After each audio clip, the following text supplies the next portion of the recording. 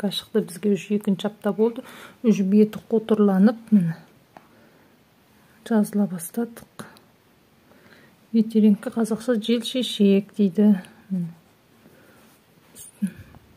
Уже 2-ші аптаға келгенде уже осылай беті қотырланады. Бірінші шыққан кезде балдыр болып іші суланып тұратын, міне. Мен көтер жұмайды.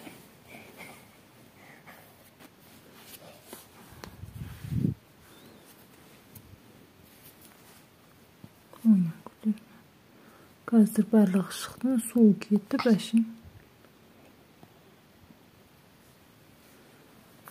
Арқарап жатты. Бұл барлық жерге шығады, дененің барлық жеріне шығады. Әсесі сол 5-6 жастағы балдарға көп шығады. 2 жастан 10 жастан жоғарыларға сирек шығады. Бірінші шыққан кезде дененің барлығы қышып, температура болады.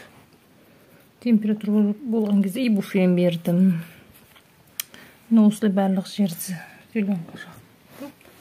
Ауыз қуысына да шықты. Ауыз қуысына оның емі тұз сумен, кәдімгі ас судамен жылы суға салып, ауыз чайқатсаңыздар болады. Ауыз чайқап болғаннан кейін қызыл маймен ауызды жайлап сүртсеңіздер, ауыздың емі сол температура 37-38-ге дейін болды. Ветеринка бірінші атын айтпайды дейді енді қазақта.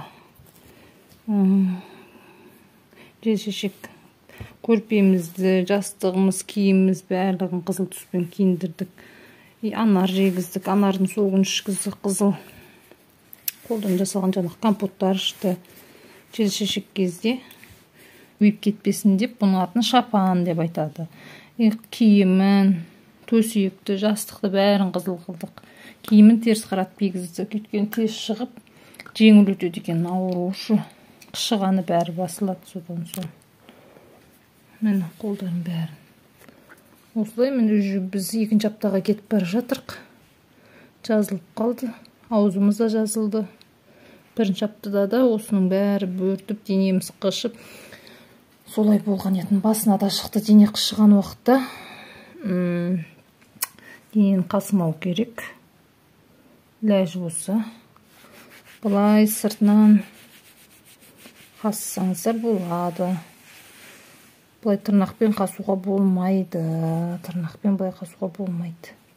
Киімнің сыртынан жайлап қасымыз бұлай.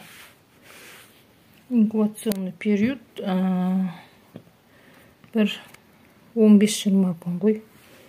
Өтеді. 15-20 күн аралықта ауырады. Далаға шығаруға болмайды, мұздайға түсіруге болмайды, шомылдыруға болмайды.